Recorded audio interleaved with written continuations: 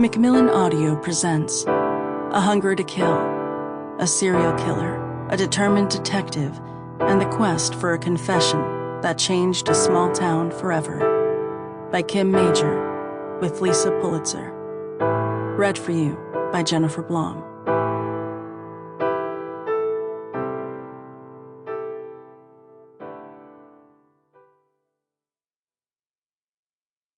Note to listener. What follows is my telling of the Shawn Grate case. Dozens of law enforcement officials from multiple jurisdictions worked on the case.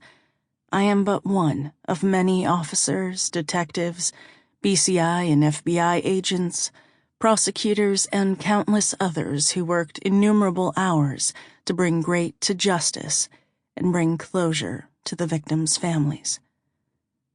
When I was interrogating Grate, I was approached multiple times to tell my story. I had no intention of ever putting pen to paper.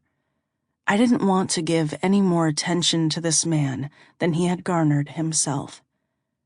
But I began to realize that only by processing what occurred can we improve as agencies and also assist the public in identifying indicators of danger that are more nuanced than people realize. I began seeing a torrent of articles, podcasts, documentaries, and other accounts of the Grate case, and in so many instances, the facts were incomplete and incorrect.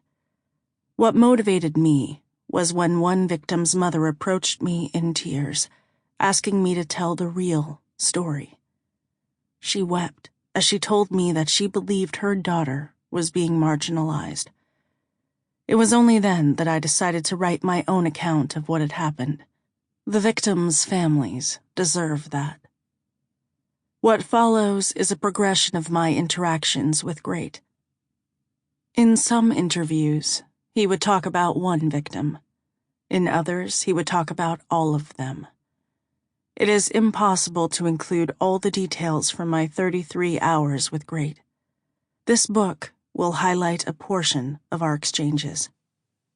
My children, husband, parents, sister, as well as other family members and friends, have all sacrificed throughout my law enforcement career.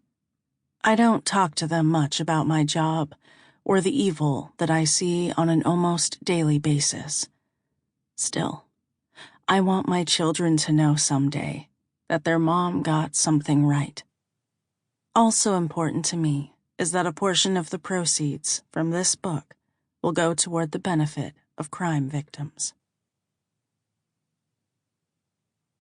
Prologue.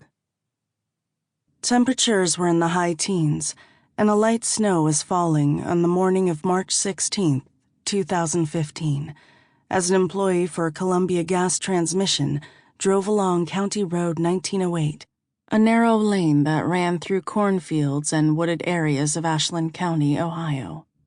The driver was proceeding slowly because low fog hung over the area and visibility was hampered by both the haze and snow. Veering right, he turned onto the unpaved right-of-way, where he planned to check on gas wells for the company. As he neared the well's location, something caught his attention by the trunk of a majestic oak tree. Climbing out of the cab, he walked over to get a better look. Horrified by the sight before him, he ran back to his truck to call 911.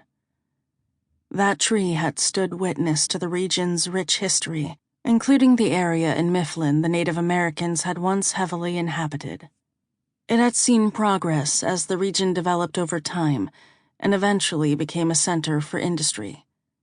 Perhaps it had also stood guard over the woman whose remains were propped against the gnarled old trunk. She was strangely well preserved, her features still recognizable, even though her body had been left there more than 2 months earlier. 4 days after the chilling discovery, the Ashland County Coroner's Office confirmed her identity as that of 31-year-old Rebecca Lake.